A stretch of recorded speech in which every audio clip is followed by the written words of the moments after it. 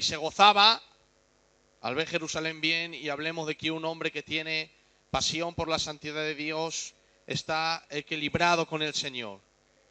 Siente lo que Dios siente, repugnancia al pecado, y se goza de disfrutar del bienestar del pueblo de Dios. Luego hablemos de que él oró, y ahí hablemos de que una iglesia que está apasionada por la santidad de Dios es una iglesia de oración. Amén. Hoy vamos a hablar de guardianes de la santidad de Dios.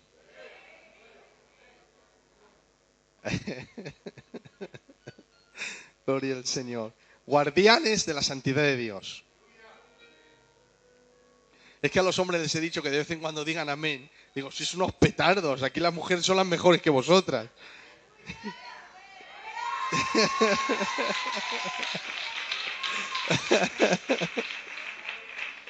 Por eso están diciendo amén, muy bueno, amén. Guardianes de la santidad de Dios. Amén. Yo solamente que el título ya nos está hablando. Guardianes de la santidad de Dios.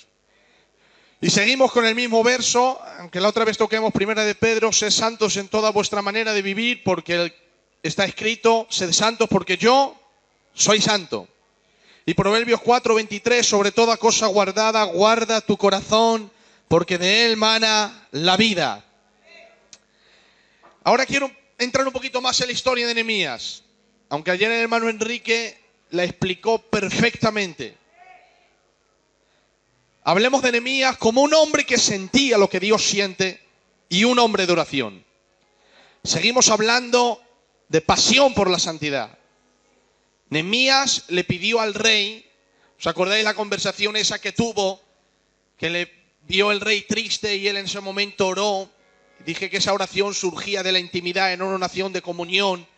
Deprisa fue todo, oró a Dios y le dijo al rey, pues le pidió ir a Judá a levantar los muros, edificar las puertas, construir de nuevo Jerusalén.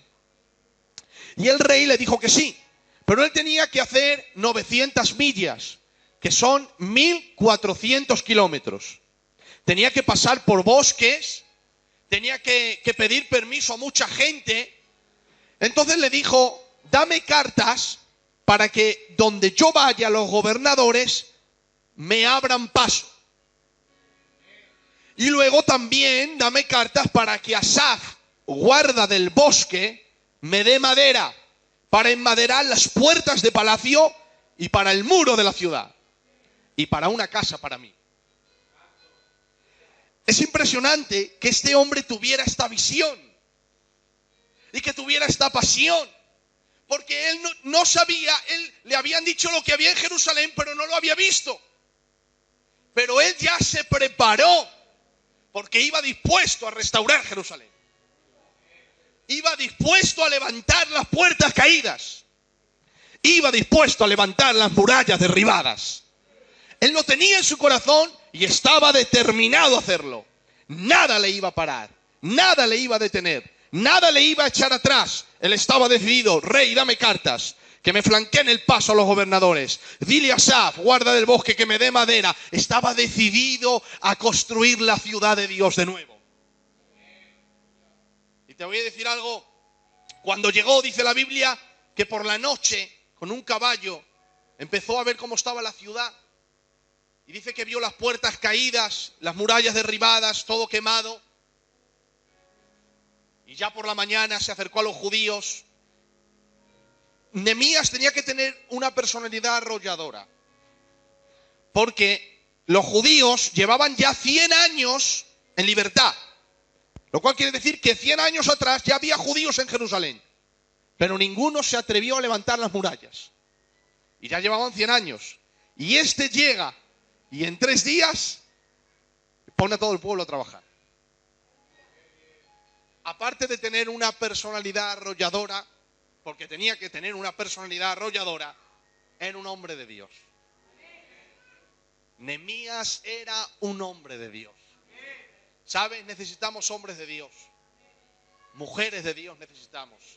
Gente que sea de Dios, que huela a Dios, que hable de Dios, que sienta a Dios, que cuando le veas, veas a Dios en su rostro, veas a Dios en sus actitudes, veas a Dios en sus consejos, veas a Dios cuando anda, cuando viste, cuando adora, cuando se sienta, cuando se levanta. Cuando vemos un hombre y una mujer así, nos hace bien el alma, nos hace bien el corazón. Cuando ves un hombre y una mujer determinado a ser de Dios. Y cuando él se levantó, lo primero que le dijo a los judíos era: vosotros veis el mal en que estamos. Vosotros veis, lleváis aquí 100 años, yo llevo 3 días y ya lo estoy viendo. Porque siempre os he dicho que reconocer el fracaso es el 50% de la victoria. Reconocer que tengo pecado en mi vida, entonces ahí lo puedo abandonar. Y lo primero que les dice es: vosotros veis. No hace falta que venga nadie a decírnoslo. Lo estamos viendo. Porque el que más sabe acerca de tu vida, excepto Dios, eres tú. Tú sabes cómo estás. Tú sabes cuál es la determinación de tu vida. Tú sabes cuál es el propósito de tu vida. Tú sabes lo que fluye en tu interior cuando nadie te ve. Tú conoces los deseos más íntimos de ti. Tú te has visto a solas cuando nadie te ha visto. Y tú sabes lo que eres capaz de llegar a hacer porque lo has hecho.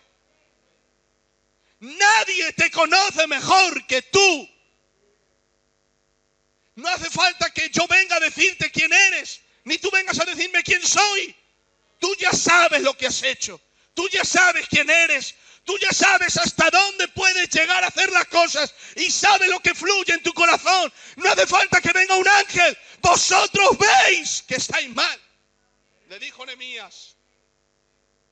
No hace falta que nadie venga a profetizarte. Tú ya lo ves. Dices: veis que estamos mal, que Jerusalén está desierta, sus puertas quemadas por el fuego. Y ahora dice: venid y edifiquemos el muro de Jerusalén y no estemos más en oprobio. Oh, este era un hombre de Dios. Les estaba diciendo: nosotros somos el pueblo de Dios. Estáis viendo que estamos mal y no queréis hacer nada. No queréis levantaros. No queréis venir. No queréis luchar. Pero dijo él: venid a mí. Levantemos la ciudad. Levantemos las puertas. Levantemos los muros y no estemos más en oprobio. Les estaba diciendo: estáis así porque queréis. Pero hoy Dios viene hablándote a tu vida y te dice el Señor: venid, levantemos las puertas del temor, levantemos las murallas de la consagración y de la santidad. No estemos más en oprobio. Levántate como un hombre y una mujer de Dios. Acógete al texto de Isaías 60. He aquí, levántate y resplandece, porque ha venido tu luz y la gloria de Jehová ha nacido sobre ti. Cuando dice el Señor: he aquí, levántate, no estaba sugiriendo, no estaba aconsejando, no estaba diciendo: mira a ver si lo ves bien, no estaba diciendo: haz cálculos. Era un mandato: he aquí, levántate y resplandece, porque ha venido tu luz y la gloria de Jehová ha nacido sobre ti. Es hora de que la iglesia se levante como la dama de Dios que es, como la esposa blanca, sin mancha ni arruga, y le diga al pecado: no, hasta aquí llegaste, estoy determinado a servir a Dios. No me quiero guiar por las emociones, ni por los sentimientos, solamente por la palabra de Dios.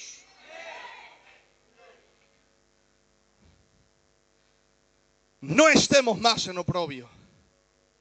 Dale voz a esto, Adolfo. Rebe, ahí. No estemos más en oprobio. ¿Y sabe lo que dijo el pueblo? El pueblo dijo: levantémonos y edifiquemos el muro de Jerusalén. Dice la Escritura: así esforzaron sus manos para el bien. Así esforzaron sus manos para bien. ¿Qué te crees? ¿Que no te va a costar? ¿Que no hay esfuerzo? Sí lo hay. Claro que hay esfuerzo levantarte. Claro que hay esfuerzo seguir a Dios.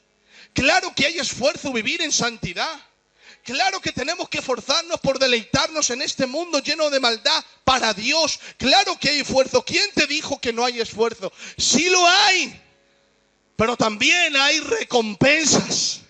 Hay recompensas para aquel que se esfuerza en vivir una vida de santidad. Hay recompensas de Dios. Lo primero, cuando vives en santidad, es el gozo que sientes en tu corazón de estar agradando al Señor. Es el deleite de tener una comunión íntima con Él. Es el deleite de compartir lo que Dios más ama de todo su ser, que es la santidad.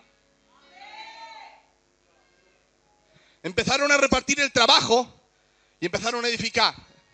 La primera puerta que edificaron, la puerta de las ovejas. La segunda, la puerta del pescado. La tercera, la puerta vieja. Cuarto, la puerta del valle. Quinto, la puerta del muladar. Sexto, la puerta de la fuente. Séptimo, la puerta de las aguas. Octavo, la puerta de los caballos. Noveno, la puerta oriental. Décimo, la puerta del juicio.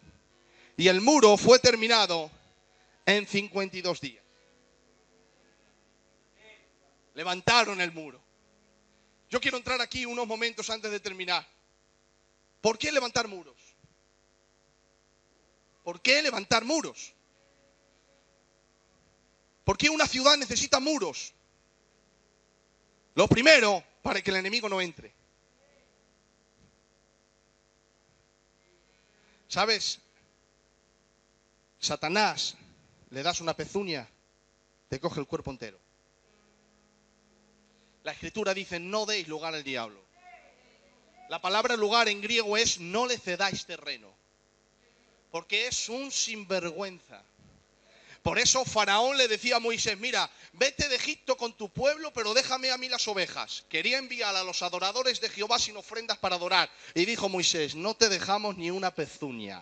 No se queda nada de lo que Dios ha dicho que nosotros nos llevemos con nosotros. Ni una pezuña, dijo así el profeta Moisés, ni una pezuña, porque si le dejas al diablo una pezuña, va a hacer un becerro entero de idolatría y lo va a meter en tu corazón. Una pequeña fisura que tú le dejes, una puerta abierta que tú dejes al diablo, el diablo va a entrar y va a pegar una patada a la puerta y va a poner patas arriba toda la casa. Le dice Dios a Ezequiel, el profeta, Ezequiel, mira si está la casa de Dios bien, y ve que la casa está bien, y le dice Dios, pero ¿ves un agujero en la puerta? Dice, sí señor, veo un agujero pequeño en la pared, y dice, pues ahora escarba en el agujero, y cuando hace así, va escarbando, se va abriendo el agujero y es una puerta. Y dice, qué raro Señor, una pequeña fisura se ha convertido en una puerta, y ahora dice el Señor, abre la puerta, y cuando abre la puerta y entra, ¿sabes lo que había detrás de la pequeña fisura y de la puerta? Había un patio, y ¿sabes? En el patio estaban los ancianos de Israel adorando a demonios, adorando a los dioses, al sol y a la luna. ¿Qué cosas? Una pequeña fisura, había una puerta, había un patio y allí había mucho pecado. Porque al diablo le dejas una pequeña fisura y puede crear una puerta y puede crear un patio para que empieces a meter basura allí y pecado. Pero yo le digo al diablo, como le dijo Moisés a Faraón, ni una pezuña te dejamos. Estamos apasionados por la santidad de Dios. Apláudele a tu Dios. Aleluya. Y a su nombre y a su gloria. Lo primero es que el enemigo no entre. Levanta murallas, iglesia. Levanta murallas de santidad, de piedad, de temor, de intimidad, de comunión. Centra tus pensamientos en Cristo. Lo primero, el enemigo no entra. Y segundo, para tener control de quién entra en Jerusalén, creo que necesitamos custodiar nuestra consagración. ¿Qué estamos dejando que entre en nuestro corazón? ¿Qué estamos dejando que entre en nuestra casa? ¿Qué estamos dejando que entre en nuestra mente? Se suele decir, no podemos evitar que el pájaro vuele, pero sí que haga nido. No puedes evitar que vuele, pero sí que hagan ido. No permitas que el diablo tuerza tu comunión con Dios. Tienes que custodiar la santidad de Dios en tu corazón.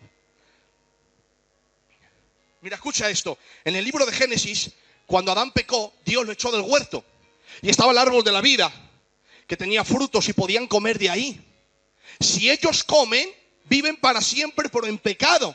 Era una injusticia contra Dios. ¿Sabe lo que hicieron los querubines? Se pusieron alrededor del árbol, con espadas encendidas en fuego. Soltaron las espadas y las espadas empezaron a volar alrededor del árbol.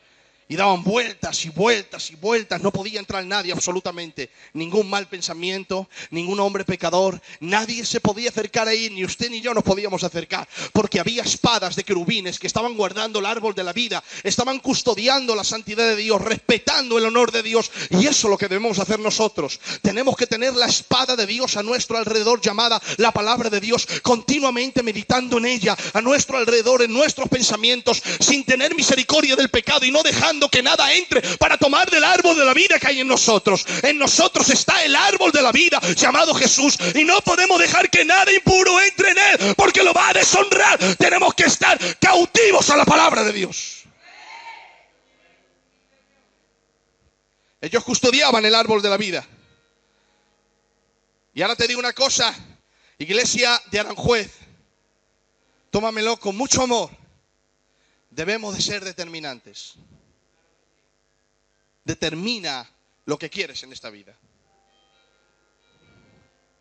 Si quieres servir al Señor, hazlo bien.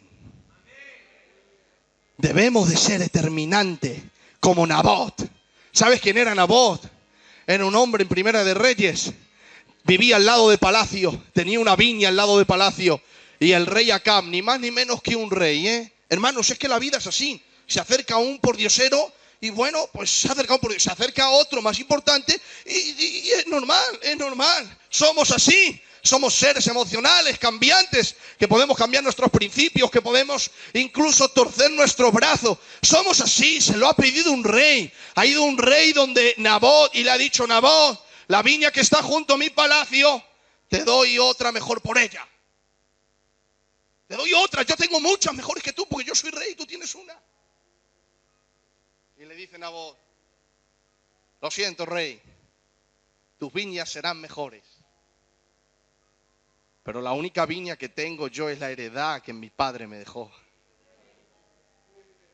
Y yo no te voy a dejar la heredad de mi padre por ninguna viña que tú tengas mejor.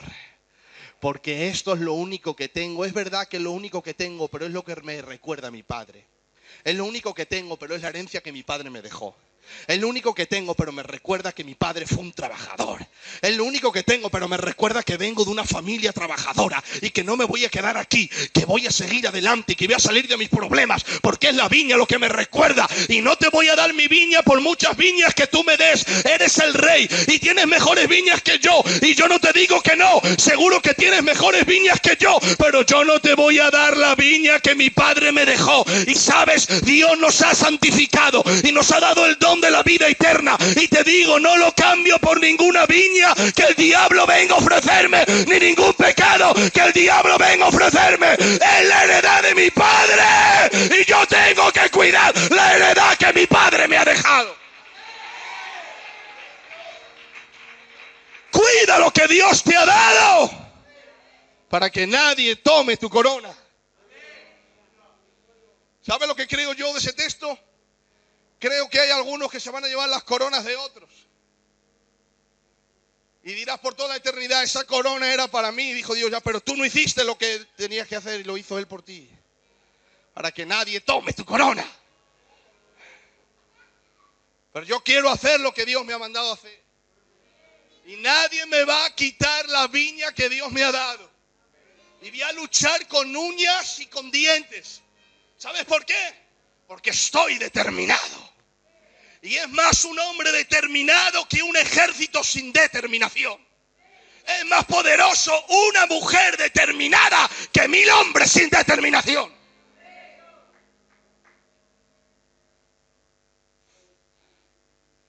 Yo estoy determinado, ¿y tú? Debes de estar determinado, de servir al Señor, de deleitarte en su santidad, de crecer en la gracia, de dejarte de niñerías y de bobadas y de centrar tu mente en Cristo e ir creciendo en pureza, en integridad, en principios. Debemos de ser determinantes como Nabot. Debemos de ser determinantes como Jesús.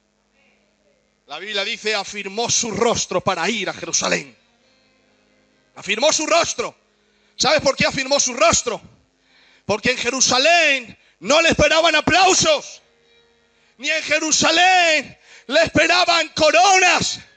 Ni en Jerusalén le esperaba un séquito para adorarle.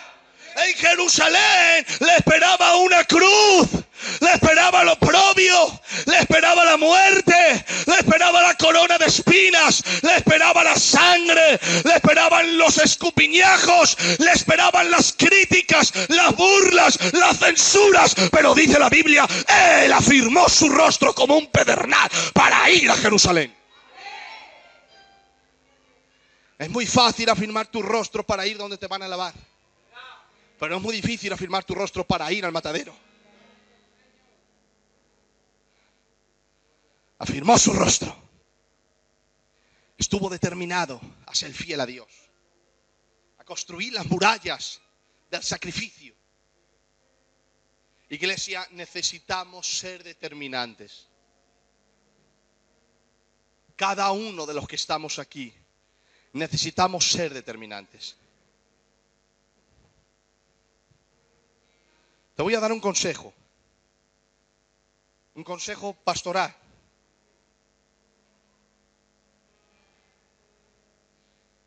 Cuando veas que tu vida no está funcionando, si sientes que tu vida no está realizada, párate. Párate.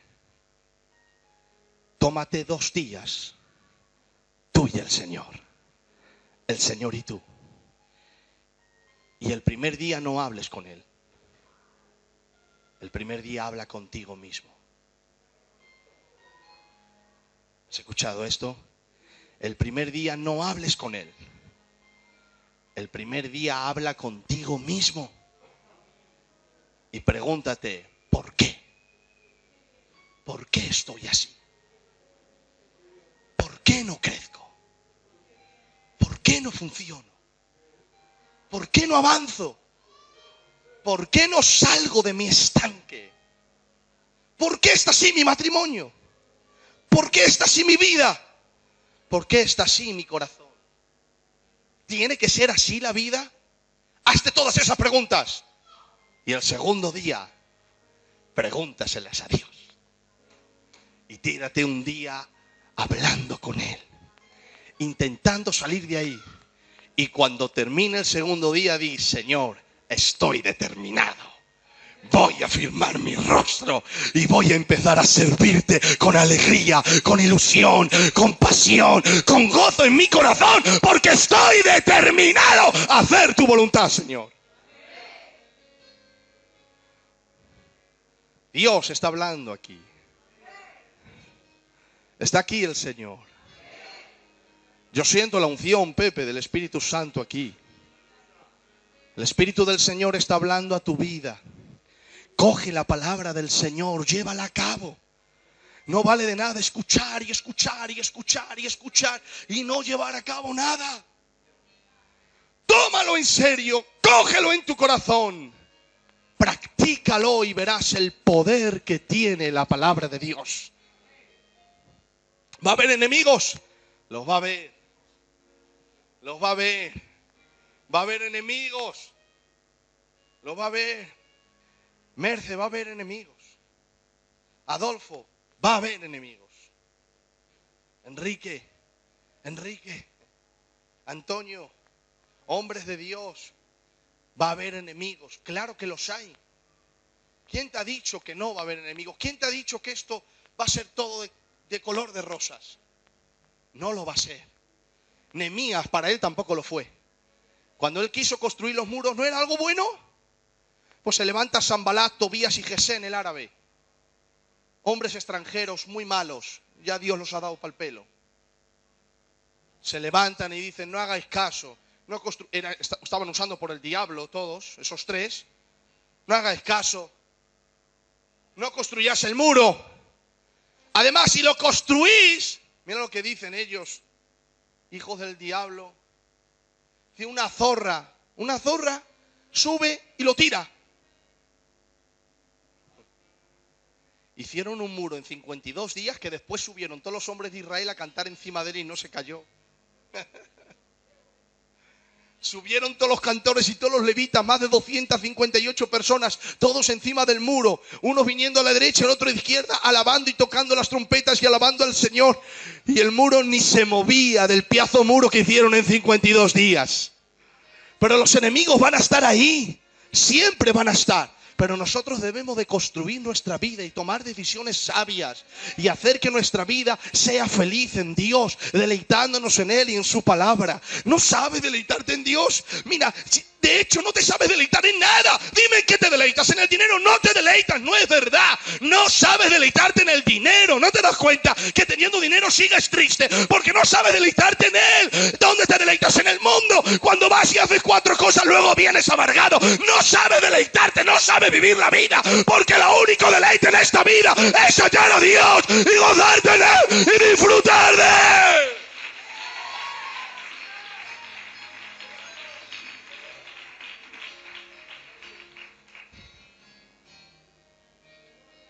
Esta vida en pecado no está hecha para disfrutar. San Agustín dijo, nuestra alma no encontrará reposo hasta hallarte a ti, Señor. Y es verdad que no sabemos disfrutar de nada. ¿En qué te deleitas? Si no es en Dios, todo es pasajero. Y además, aunque te estés deleitando, tu mente lo sabe. ¿Tú crees que puedes engañar a tu mente? No la puedes engañar. Te estás deleitando en algo que estás haciendo. Hay un vacío en tu alma tremenda. Un vacío horrible. Un vacío que parece sin fin. Porque a tu mente no la engañas. Sabe que eso es temporal. Hasta que no aprendas a deleitarte en Dios, no serás feliz. Levántate cada mañana. Levántate por la mañana y ora al Señor. Deleítate en Él. Ves en el coche, cántale una alabanza. Sabiendo que Él te está oyendo y escuchando, cántale una alabanza. Cuando andes por la calle, dile, Padre, gloria a tu nombre, sabiendo que te está escuchando. Estate tan consciente de su presencia como Él está de la tuya. Es la única manera de estar consciente de Dios y deleitarte en Él y levantar murallas de integridad y de principios. La iglesia debe levantarse y ser determinada como Nehemías, como este varón de Dios, y empezar a edificar las murallas que han caído en tu vida, murallas de gozo, de felicidad, de propósito, murallas de querer agradar a Dios y de principios. Tienes que levantarte, levantémonos y edifiquemos las murallas para nuestro Dios. ¿Sabes cuál fue la contestación de Nehemías? Cuando Tobías, Sanbalat y Gesén el árabe le dijeron, ¿no vais a hacer nada? ¿No lo vais a hacer? ¿Sabes cuál fue la contestación, Pepe? De Nehemías. Nehemías les miró y les dijo a los ojos, vosotros no tenéis parte ni suerte ni memoria en Jerusalén. Y eso es lo que tenemos que hacer con el pecado. Cuando el pecado quiera venir a nuestra vida, debemos de tratar al pecado como Él nos trataría a nosotros. ¿Has escuchado esta frase? Trata al pecado como Él te quiere tratar a ti. Él te quiere tratar despiadadamente. Él te quiere tratar sin misericordia. Él te quiere quitar la vida de Dios que hay en ti. Pues para el pecado la ley no ha cambiado. Ojo por ojo y diente por diente. Si tú me quieres matar, yo te voy a matar a ti. Y si tú me quieres quitar la vida, yo te la voy a quitar a ti. Ojo por ojo, diente por diente.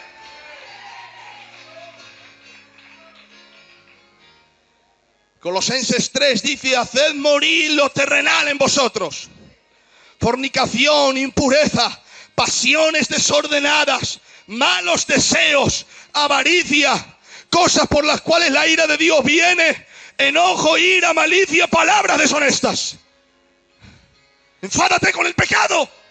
Enfádate.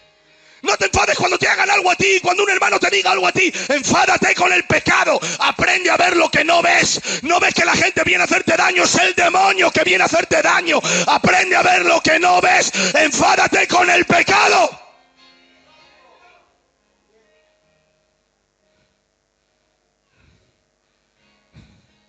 Escucha esta palabra.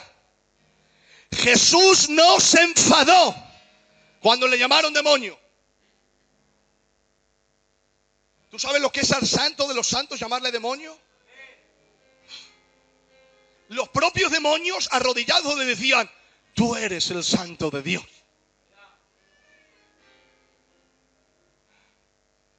Aleluya. Niñas, saliros, por favor. Rebeca, saliros.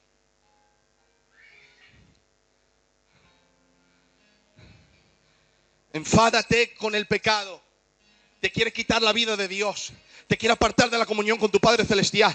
Quiere levantar tu casa y poner todo patas arriba. Enfádate con el pecado. Jesús nunca se enfadó cuando le llamaron demonio, pero sí se enfadó cuando de la casa de su padre hacían cueva de ladrones. Y se metió con un látigo y volcó las mesas y tiró a los cambistas y empezó a dar libertad a las palomas y tiró todo de una patada y puso todo patas arriba y dijo: mira, a mí no me importa lo que me llaman, pero el honor de mi padre y la santidad de mi padre debe de ser honrada y respetada. Y si vosotros lo queréis, yo estoy aquí para defender la santidad de mi padre. Debemos de custodiar la santidad de Dios en nuestro corazón.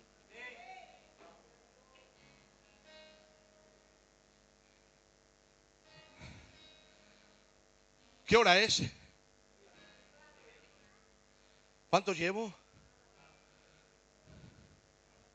Media hora. ¿Puedo dar el segundo punto? Esto me lo he preparado hoy. A las 3 de la tarde he empezado.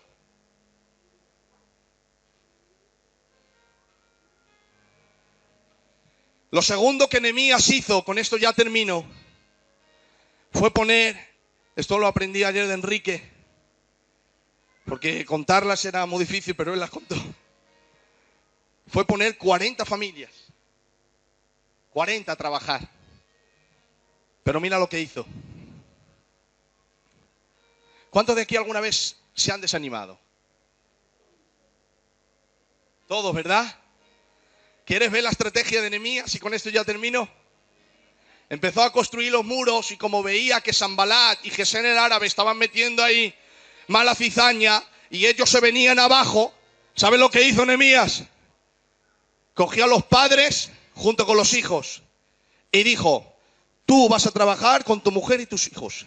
Y tú con tu mujer y tus hijos. Y tú con tu mujer y tus hijos. Y tú con tu mujer y tus hijos. Y tú con tu mujer y tus hijos. Y tú con tu mujer y tus hijos. Y yo me junto con ese. No, tú con tu mujer y tus hijos. Pero es que resulta que se tiene mucha fuerza y él hace una cosa y yo otra. No. Es que con el niño no voy a poder hacer todo porque el niño quizá no puede llevar. No. Tú con tu mujer y tus hijos. Porque cuando venga el desánimo y veas que las murallas no están terminadas y sabes que el enemigo está fuera, vas a ver a tus hijos y vas a ver a tu mujer. Y cuando veas a tu mujer y a tus hijos, entonces vas a decir: venga, chavales, vamos a animarnos, que los niños están aquí con nosotros y las mujeres están con nosotros. La estrategia de Nehemías era trabajar por familias, para que lucharan por su casa, para que lucharan por sus hijos. Tienes que enfadarte con el pecado porque no estás solo, iglesia. Hay casas, hay hogares, hay familias, hay hijos contigo. Reconstruye las murallas y no permitas que el enemigo entre a tu casa.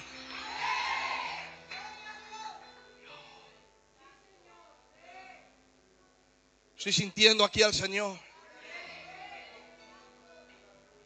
Estoy sintiendo la unción del Espíritu de Dios aquí. Que no es por ti, Pepe, solo. Que no debes de vivir en santidad por ti solo. Que tienes hijos, que tienes una mujer, que tienes una casa, que tú eres el sacerdote de ella, que eres la cabeza que Dios ha puesto y no debes permitir que el enemigo entre. Levanta murallas, estate determinado, echa fuera el pecado, enfádate con la maldad y dile: hasta aquí ha llegado, en mi casa reina la santidad de Jehová.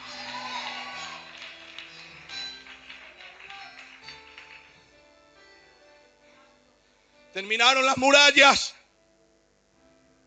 Y cuando terminaron las murallas,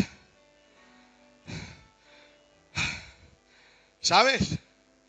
El Señor me está bendiciendo a mí más que a vosotros, porque estoy aprendiendo a predicar de una manera que nunca hice. Os voy a decir el por qué. Porque yo siempre me he preparado un mensaje, lo he ensayado, lo he meditado, luego lo he predicado. Luego lo he vuelto a predicar, lo he dominado más, luego lo he dominado más. Pero es que ahora lo preparo y ya era muy difícil a lo primero, pero ya me está saliendo mejor. Y esto pues gracias a la iglesia del Señor, si nunca lo había hecho así.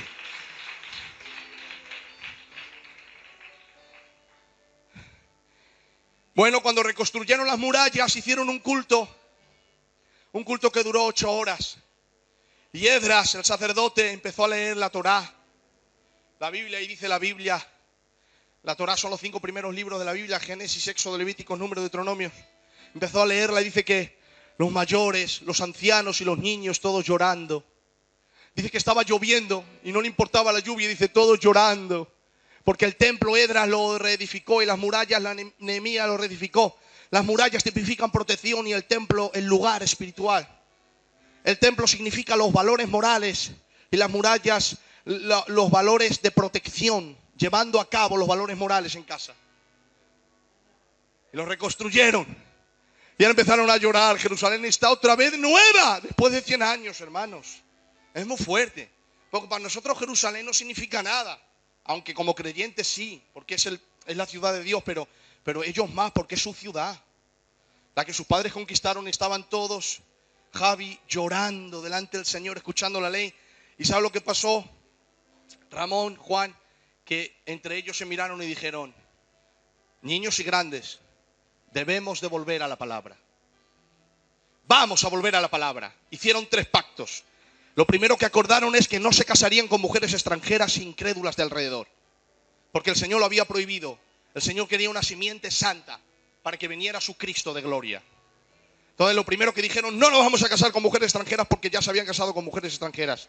Segundo, no compraremos ni venderemos en el día de reposo. Honraremos el día del Señor porque no lo estaban cumpliendo. Y tercero, supliremos las necesidades del templo y los levitas, porque no le estaban dando el diezmo a los levitas, porque si ellos no tienen dinero se tienen que ir a trabajar, pero si ellos tienen dinero se quedan en casa, estudian la Torah y la pueden enseñar.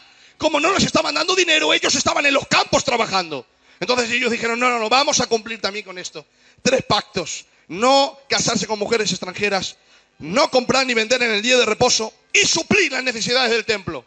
Un avivamiento glorioso. El capítulo 8 y 10 de Nehemías lo puedes leer. Todo el mundo llorando, doblegándose ante la palabra, los muros construidos. Me hubiera gustado estar allí y disfrutar de la presencia del Señor con todos. Ya termino con esto, de verdad. Ya termino. Quiero leer algunos versículos. Nehemías, después de este avivamiento glorioso, se tuvo que ir otra vez a Susa, la capital de Grecia, donde el rey Artajerjes. La Biblia no dice por qué se fue, pero se tuvo que ir. Creo que se fue 2 años. 2 años. Entonces el pueblo se quedó sin pastor. Pero ellos prometieron servir al Señor en estas 3 cosas y lo empezaron a hacer. No empezaron a casarse con mujeres extranjeras, empezaron a respetar el día de reposo, empezaron a alimentar a los levitas. Escucha esto, que quiero que te enteres de esto, por favor, que es muy bonito, ¿vale? Y ya termino. Ya termino. Nehemías se fue 2 años y cuando regresó, Antonio vio que el pueblo ya se había torcido de nuevo. Qué pena, ¿verdad? Ha edificado el Señor el templo, ha edificado el Señor el muro, os ha traído la palabra, ha enviado su espíritu, ha traído un avivamiento. Se va Nehemías, el pueblo se... Hermanos, que no podemos depender de los hombres. Os he dicho que mi mayor labor aquí es hacer mi necesario. Enseñaros a tener vuestra propia comunión. Mira, ¿sabes lo que hacía mi hermano cuando yo era pequeño? Tenía una California naranja. ¿Os acordáis de la California? Era una bici. Una California naranja, ¿os acordáis? Mi hermano Ramón me cogía del sillón, el sillón, y yo empezaba a dar pedales. Claro, no me podía soltar, porque si me suelta me mato. Pero eso el primer día. El segundo, El tercero ya, cuando yo cogí confianza, hizo así, y yo empecé a dar pedales, me soltó Pepe, Rubio, y yo empecé a andar solo. Y a andar solo. Y a andar solo. Mira si ando solo, que ahora conduzco sin él un coche. Yo quiero que estéis en la California y que empecéis a andar pasos. Pero no quiero estar toda la vida agarrando el sillón. Algún día os quiero soltar. Que vayáis solo andando. Que vayáis solo. De manera que yo me haga innecesario. Porque Dios se ha convertido todo para vosotros. Y su palabra y los principios de su palabra se ha convertido en todo para vosotros. Nehemías se va 2 años y cuando vuelve el pueblo no está andando en el pacto. Y ya termino con esto. Dice Nehemías, versículo 11. Cuando va Nehemías dice: encontré asimismo que las porciones para los levitas no habían sido dadas y que los levitas y cantores que hacían el servicio habían huido cada uno a su heredad. Claro, no les estaban pagando y tenían que comer sus niños.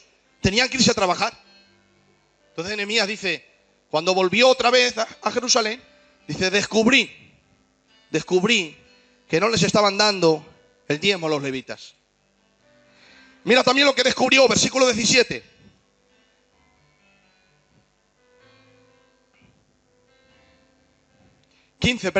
Dice, en aquellos días vi en Judá algunos que pisaban en lagares en el día de reposo y que acarreaban y cargaban asnos con vino y también uvas de higos y de toda suerte de carga y que traían a Jerusalén en día de reposo. O sea, lo primero que vio es que no estaban cumpliendo con los levitas.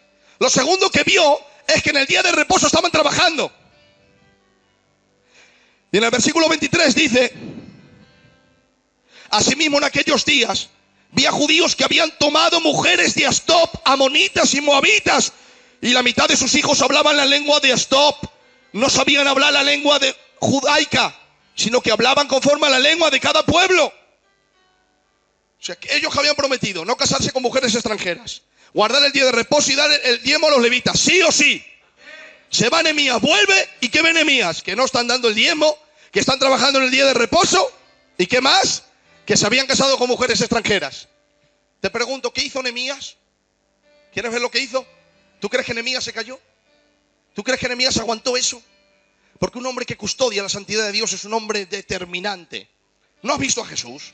El problema de Jesús nunca fue con las rameras, porque ellos estaban dispuestos a arrepentirse. El problema de Jesús fue con los fariseos, que se creían santos pero no lo eran. Nunca fue con los pecadores, su problema fue con los religiosos, con los que decían ser y no lo eran. Ese fue el problema de Jesús en su vida terrenal. ¿Y tú te crees que este hombre Nehemías se cayó? Mira lo que les dijo a los hombres que no daban el diezmo. Entonces reprendí a los oficiales y les dije, ¿por qué está la casa de Dios abandonada? Y los reuní y los puse en sus puestos. Es decir, regañó a los oficiales, a los más altos dignatarios, buscó a los levitas y les dijo, venga, a la casa de Dios. Luego, en el versículo 17, a los del día de reposo, dice, y reprendí a los señores de Judá y les dije, ¿qué mala cosa es esta que vosotros hacéis profanando así el día de reposo? ¿No hicieron así vuestros padres y nos trajo Dios todo este mal sobre nosotros y sobre esta ciudad? ¿Y vosotros añadís ira sobre Israel profanando el día de reposo? ¿Y qué les dijo a los hombres que se casaron con mujeres extranjeras? Versículo 23 dice, vi asimismo en aquellos días que habían tomado mujeres extranjeras. Versículo 24, la mitad de sus hijos hablaban la lengua de Asdod. Versículo 25, y reñí con ellos y los maldije y herí a algunos de ellos y les arranqué el pelo. ¡Qué hombre de Dios! ¡Qué determinado! Cogió y los juró, les pegó, les arrancó el pelo. ¡Qué hombre de Dios! ¡Qué determinado! Para el día de reposo lo estáis profanando. Los levitas no reciben el diezmo, pero ya casaros con mujeres extranjeras. Estáis rompiendo la pureza de los judíos. Dice, les arranqué el pelo, les maldije, los juré, pegué a alguno de sus padres. Y les dije, no daréis vuestras hijas a sus hijos, ni tomaréis de sus hijas para vuestros hijos, ni para vosotros. ¿No pecó por esto Salomón, rey de Israel? Qué pasión tenía por las palabras de Dios. Qué pasión por la santidad. Qué enfadado estaba contra el pecado. Bueno, ya con esto ya termino, de verdad. ¿Sabe lo que pasó al final? ¿Lo quieren saber? En esos 2 años, el sacerdote Eliasib tenía un niño. ¿Sabe lo que hizo con ese niño? Lo pidió con una niña. Y esa niña, ¿sabes quién era? La niña de Tobías, el enemigo. Años atrás no pensaba, vamos, ni por remota idea dar a su hijo. Pero el pecado es muy sutil. No entra de la noche a la mañana. Va haciendo huella y huella y huella y huella. Cuando te quieres dar cuenta, hasta a tu enemigo le entregas tu hija. Casó a su hijo con una hija de Sanbalat, cuando Sanbalat era un enemigo de Dios. Pero ¿sabes lo que hizo Nehemías? Dice, entonces supe del mal que había hecho Eliasib por consideración a Tobías, haciéndole para él una cámara en los atrios de la casa de Dios. No solo se hizo su consuegro, sino que en la casa de Dios lo metió y le hizo una cama y una habitación. ¿Y sabes quién era Tobías? Tobías era amonita. ¿Sabes quién eran los amonitas? ¿Me perdonáis que diga esto? De verdad que es que si no, no se van a enterar. Resulta que Lot, ¿os acordáis de Lot? Se quedó, que se había quedado solo en el mundo, él y sus hijas, emborracharon sus hijas a su padre y tuvieron hijos de él. Porque ellas dijeron, es que no hay nadie en la tierra, y no, las tontas no sabían que había mucha más gente. Tuvieron hijas y una de los hijos es Amón y Moab. Y dijo el Señor, Moab, ese niño pequeño y rubio y bonito y guapo, se va a hacer grande y se va a hacer un pueblo. Ha nacido de incesto, es pequeño, pero algún día será grande. Porque si permites que el pecado entre en tu casa, aunque sea muy pequeño, algún día se va a hacer un pueblo. Se ha hecho un pueblo. Sanbalat, esto fue en Lot. Lo que estoy contando es en Nehemías, había pasado como 1000 años. Y allí está un hijo de Amón, metido en la casa de Dios, cuando el Señor dijo, de los hijos de Moab, no entre en mi pueblo hasta la 9ª generación, porque son de incesto. Se enfadó el Señor. Y va este Eliasib, sacerdote de túnica blanca con corazón manchado, y lo mete a la casa de Dios y la acuesta allí. Y dice Nehemías, y me dolió en gran manera, y arrojé los muebles de la casa de Tobías fuera de la cámara, y le dije que limpiasen las cámaras, y hiciesen volver allí los utensilios de la casa de Dios, las ofrendas y el incienso. ¡Qué determinante! Se metió dentro, cogió, es que era impresionante, cogió de los pelos a Tobías, lo sacó fuera, se metió dentro, cogió los muebles y los tiró, y dijo, mete aquí los utensilios de la casa de Dios, que este no puede estar aquí. ¿No debemos de ser así determinantes nosotros? Le dice un profeta, Nehemías, dice el Señor que viene Tobías a matarte, que te escondas en la casa de Dios. Y dice Nehemías, Dios no te ha dicho eso, embustero. Dice, ¿cómo lo sabes tú? Dice, porque Dios sabe que un hombre como yo no se esconde de nadie. Eso a mí Dios no me dice.